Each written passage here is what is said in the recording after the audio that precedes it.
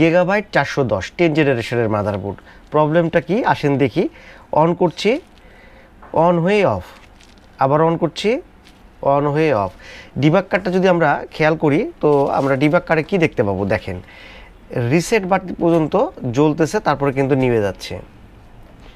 আচ্ছা এই ডিবাগ কার্ডের থেকে আমি এই ডিবাগ কার্ডটা, এটা তো আমার নতুন কার্ড, যাই হোক এই কার্ডটা দিয়ে দেখাই যে 00 কোডটা 00 হয়ে আবার অফ হয়ে যাবে। দেখেন 0 হচ্ছে, অফ হয়ে যাচ্ছে এবং এটা রিসেট পর্যন্ত যাচ্ছে, মানে রিসেট হতে পারতেছে না। তো এই মাদারবোর্ডের কি সমস্যা, কোথায় সমস্যা, অথবা এই ধরনের মাদারবোর্ডগুলো কিভাবে আপনারা ট্রেস আউট করতে পারেন, সেটাই আজকের ভিডিওতে আপনাদেরকে দেখাই দেবো। আশা করি ভালো লাগবে, আর যদি ভালো লাগে তাহলে অবশ্যই একটা লাইক দিবেন, আর আমাদের ছোট্ট চ্যানেলে যদি নতুন হয়ে থাকেন অবশ্যই চ্যানেলটা সাবস্ক্রাইব করে দিবেন। তো এইটা হচ্ছে গিগাবাইটের আগে মডেলটা দেখাই। গিগাবাইট এখান থেকে মডেলটা একটু দেখানোর চেষ্টা করি। H410 S2H এবং এটাতে i3 10 জেনারেশন প্রসেসর ইনস্টল করা আছে। এটা হচ্ছে গিগাবাইটের কমন একটা প্রবলেম, যে অন হয়ে অফ হয়ে যাবে, এরকম অন হয়ে অফ হয়ে যাবে। তো এই মাদারবোর্ডে কি হয়েছে সেটা পরে আসছি। এটার আগে ইউনিভার্সাল কনসেপ্ট, মানে এই মাদারবোর্ডগুলো কিভাবে চলে আসেন আগে সেইটা আমরা দেখে আসি। তো এটা হচ্ছে এই মাদারবোর্ডের বোর্ড ভিউ। আচ্ছা, বোর্ড ভিউ আমরা পরে যাচ্ছি, আমি পিকচারটাতে যাই। এই মাদারবোর্ডটা ওপেন করে রাখছি। আচ্ছা, এটা হলো এই মাদারবোর্ডের, আসলে এইভাবে দেখাতে গেলে একটু অসুবিধা হবে, তো সেই ক্ষেত্রে আমরা এইভাবে দেখাই। যেমন আমাদের এটা হলো প্রসেসর স্লট, এটা হলো পিসিএস, এর নিচে আছে হচ্ছে আমাদের যেটা মেন চিপ, সেটা ATX কানেক্টর, দুটা র্যামের স্লট। পার্টসের কথা বলি তাহলে সেক্ষেত্রে এটা হলো র্যাম সেকশন, এই টোটালটা এতটুকু। এখানে আছে র্যামের চিপ এটা, এবং দুইটা মসফেট র্যামের, এটা হচ্ছে র্যামের কয়েল। এখানে আমরা একটা চিপ দেখতে পাচ্ছি, এটা হলো র্যাম ভিটিটির জন্য। র্যামের জন্য যে ভোল্টেজটা তৈরি হবে, যেমন এটা হলো DDR4 মাদারবোর্ড, তো DDR4-এ আমরা জানি 1.2 ভোল্ট আপনার হচ্ছে জেনারেট হয়। সেক্ষেত্রে র্যাম ভিটিটি কত হবে, র্যামের হাফ, অর্ধেক হবে, তাহলে 4 নাম্বার পিনে 0.60 এই ভোল্টটা তৈরি হবে, 0.60 এই ভোল্টটা তৈরি হবে।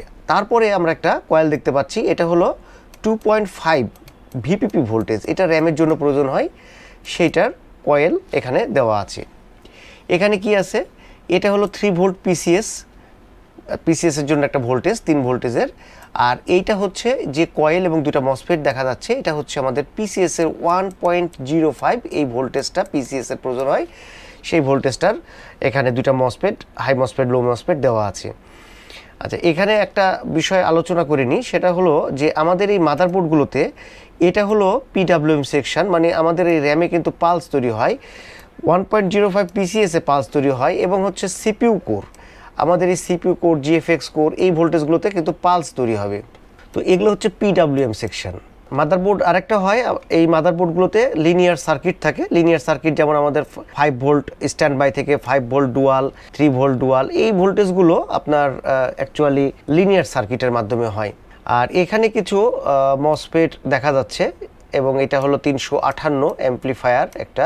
এইখানে হচ্ছে আমাদের VCC, AC, IO এবং PLL ভোল্টেজের জন্য এই পোর্শনটা ব্যবহার করা হয়। তো এই তো মাদারবোর্ডের। আর মাদারবোর্ডের উপরের দিকে যদি যাই, মাদারবোর্ডে এখানে হলো SIO, মানে IO চিপ থাকে, এই যে এটা হলো IOর নাম্বার এখানে দেওয়া আছে। আর একটু জুম যদি করি তাহলে IOটাও দেখতে পাবেন যে কত নাম্বারের IO এখানে ব্যবহার করা হয়েছে। এটা হলো 8689E। তো IO এবং PCS এর মধ্যে কমিউনিকেশনের মাধ্যমে আমাদের মাদারবোর্ডটা রান হয় এবং চলতে থাকে। মাদারবোর্ড যখন অন হয়ে অফ হয়ে যাবে, আমাদের এই পাওয়ার কানেক্টরে একটা PS1 ওয়্যার আছে, তার আছে, সেই PS1টা যতক্ষণ গ্রাউন্ড হয়ে থাকবে ততক্ষণ পর্যন্ত মাদারবোর্ডটা অন হয়ে থাকে। PS1টা 5 ভোল্ট হয়, সেটা 0 হয়ে থাকলে মাদারবোর্ডটা অন থাকবে, কোনো কারণে আবার 5 ভোল্ট হয়ে গেলে সেটা অফ হয়ে যাবে। মাদারবোর্ডের কোনো যদি ভোল্টেজের প্রবলেম হয়, এখন নির্দিষ্ট কোনো ভোল্টেজ না, যে কোনো ভোল্টেজ যদি প্রবলেম হয় তাহলে কিন্তু অন হয়ে অফ হতে পারে। এই মাদারবোর্ডে কি কি ভোল্টেজ তৈরি হচ্ছে আসেন সেটা আমরা একটু আগে দেখে নিই। তো এখানে আমরা এইভাবে নিই, আমি প্রপটা রাখতেছি, কোথায় রাখবো আগে এই জায়গাটা দেখাই নিয়ে আসি আপনাদেরকে। আমরা রাখতেছি হলো প্রপটা ঠিক এইখানে, এই মসফেটটার সোর্সে, এই মসফেটের সোর্সে রাখতেছি। এইটা থেকে ভোল্টেজটা কোথায় গেছে আসেন দেখি, যে এটা আসলে ভোল্টেজটা কোথায় গেছে। এই জায়গা থেকে, এই যে এটা হলো মসফেট, এই মসফেট থেকে যাবে হচ্ছে সেকেন্ড মসফেটের, মানে লোয়ার মসফেটের ড্রেনে, এবং তারপরে যাবে কয়েলে, এবং কয়েল থেকে যদি আমরা আউটপুট চেক করি, দেখেন এই পাশে এটা হলো আউটপুটে চলে যাচ্ছে আমাদের র্যামে দুইটা র্যাম স্লটের পরে কোথায় কোথায় যাচ্ছে আমাদের যে ভিসিসি এসএ এবং আইও, সেইখানে কিন্তু ওই ভোল্টেজগুলো তৈরি করার জন্য র্যাম ভোল্টেজের প্রয়োজন হয় এবং র্যামের মধ্যে যাচ্ছে সেটা। এইখানে র্যাম ভোল্টেজ কত হবে, 1.2 ভোল্টেজ হবে, DDR4 যেহেতু।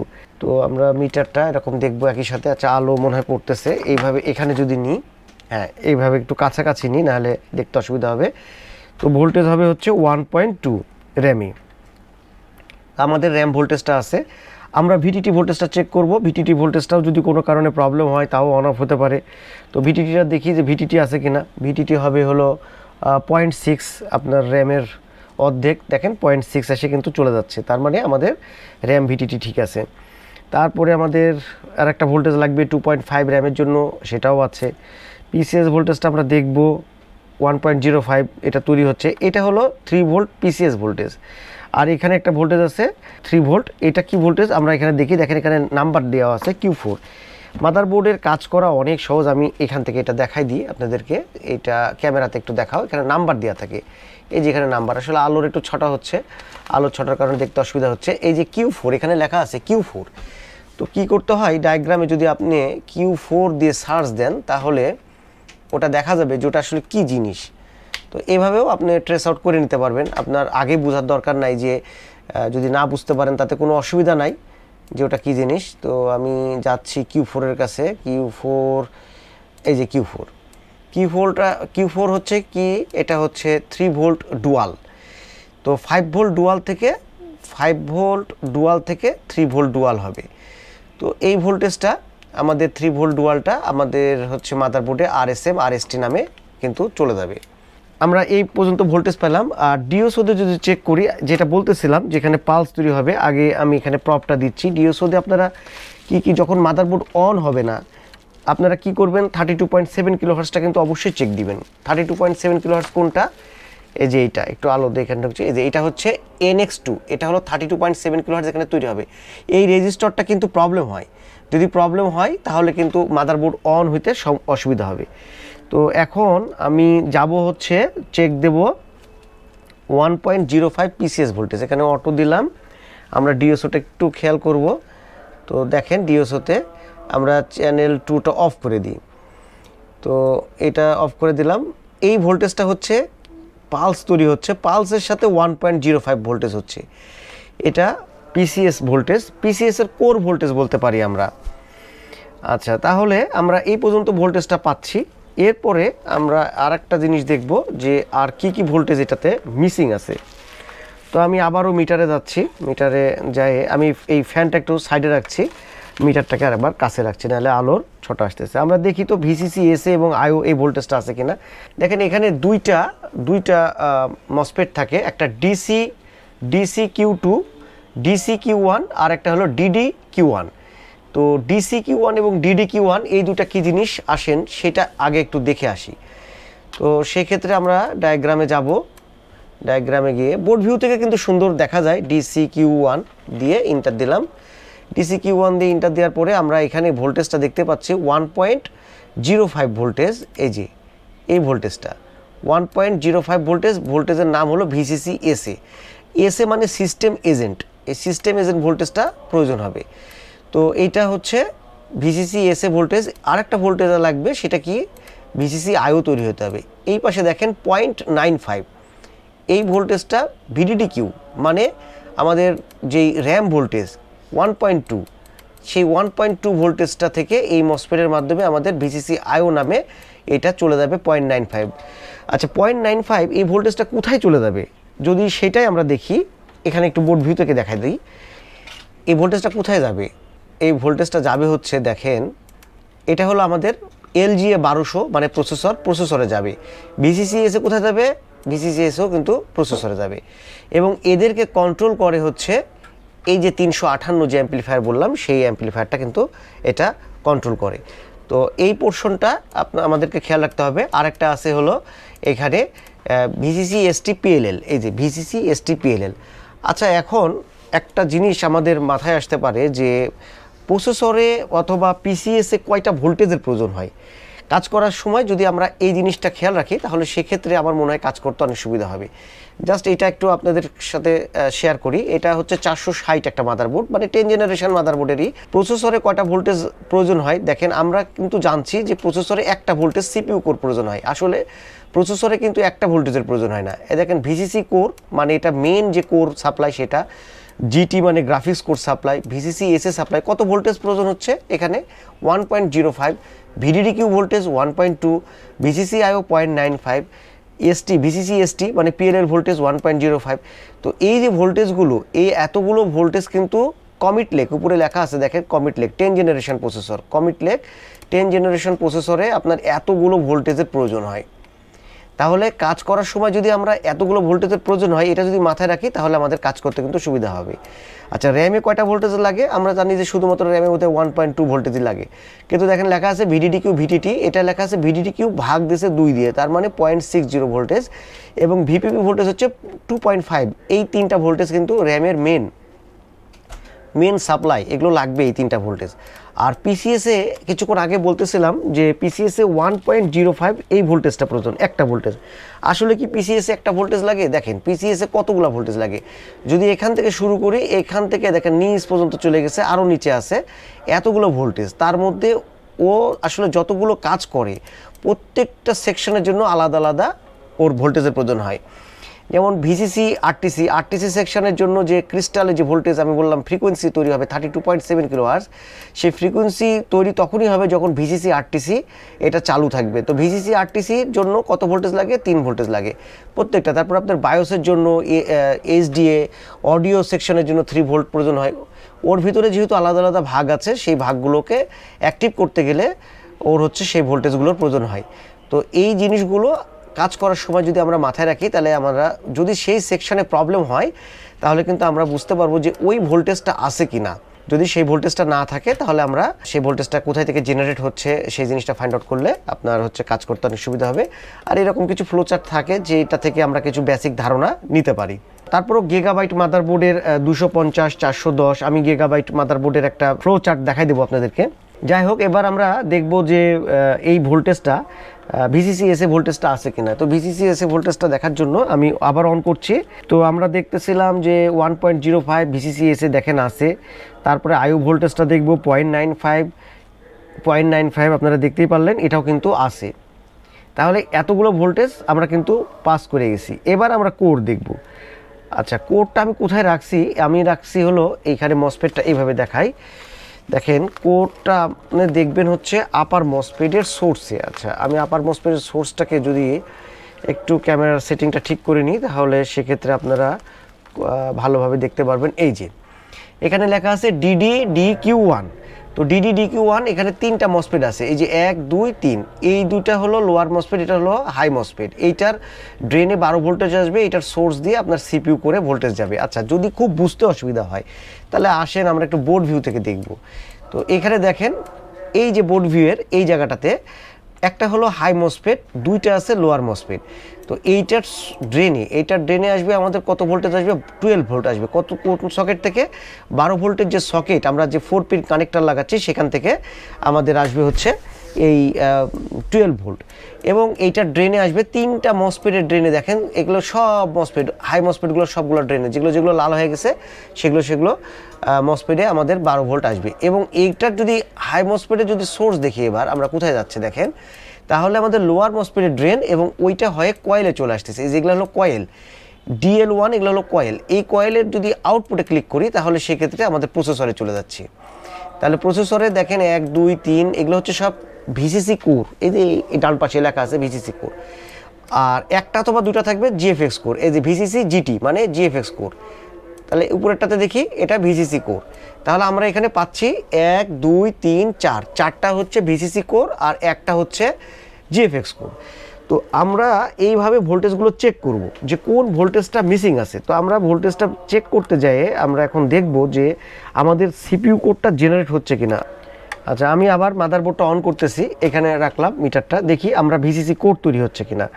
তো জাস্ট অন করছি, অন করলাম, কোনো ভোল্টেজ নাই, সিপিইউ কোর ভোল্টেজ নাই। তাহলে সিপিইউ কোর ভোল্টেজটা নাই কেন? এটাতে সিপিইউ কোর ভোল্টেজ নাই, এই কারণে এটাতে যে ভিসিসি পিএলএল ভোল্টেজ সেই ভোল্টেজটা মিসিং আছে। যেমন এখানে আমাদের যে ভিএলএল এটা হলো 1.05, এই ভোল্টেজটা পিএলএল ভোল্টেজটা কিন্তু আমাদের প্রসেসরে যাবে, এই ভোল্টেজটা কিন্তু যাচ্ছে না। এটা না যাওয়ার কারণে আমাদের সিপিইউ কোর তৈরি হচ্ছে না। আমি দেখাই দিচ্ছি আপনাদেরকে যে এটা চালু হয়ে যাবে, একটা সিম্পল একটা ট্রিক্সের মাধ্যমে কিন্তু এই মাদারবোর্ডটা চালু হয়ে যাবে, সেটা আমি আপনাদেরকে দেখাবো।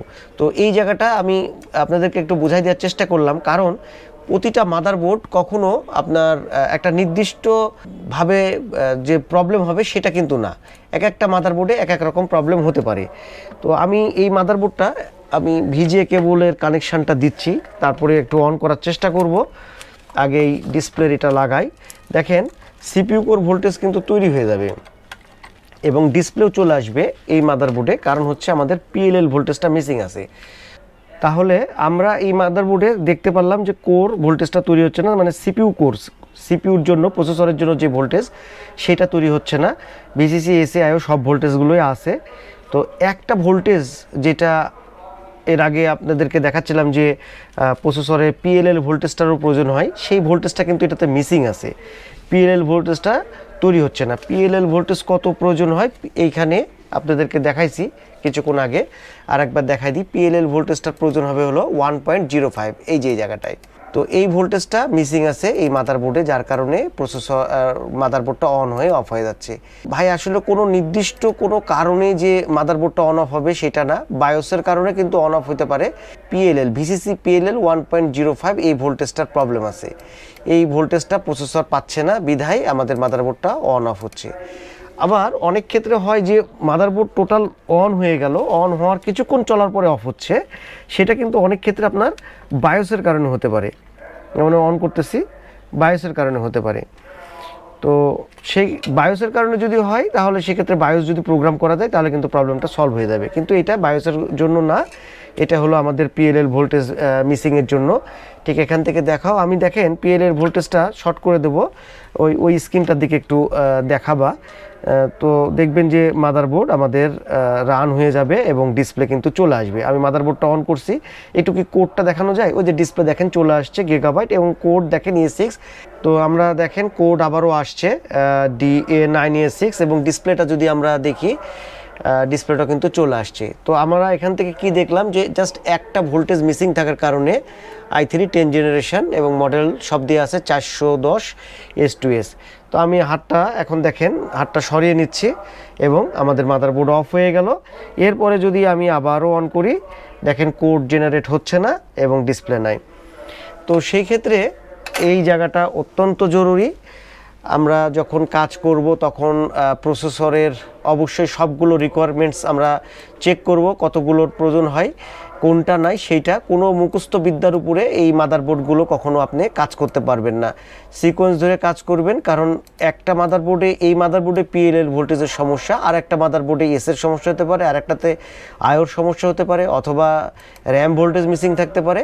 তো ঠিক এইভাবে আপনি যদি কাজ করেন তাহলে সেক্ষেত্রে মাদারবোর্ড 100% রেডি হয়ে যাবে। তো এই স্ক্রিনটা আরেকবার আমি দিচ্ছি, প্রয়োজন হলে আপনারা 460 এই মাদারবোর্ডের আপনারা ডায়াগ্রাম দেখে এইগুলো নিতে পারেন, অথবা এখান থেকেও স্ক্রিনশটটা নিতে পারেন পজ করে যে কোন কোন ভোল্টেজের প্রয়োজন হচ্ছে। তো এইটাই ছিল আজকের ভিডিও, যে আপনার হচ্ছে যে মাদারবোর্ড যখন আমরা এগুলো চেক করব তখন সেক্ষেত্রে কোনগুলো দেখতে পারি। আর আমি গিগাবাইট মাদারবোর্ডের কথা বলছিলাম, এখানেই থাকুক।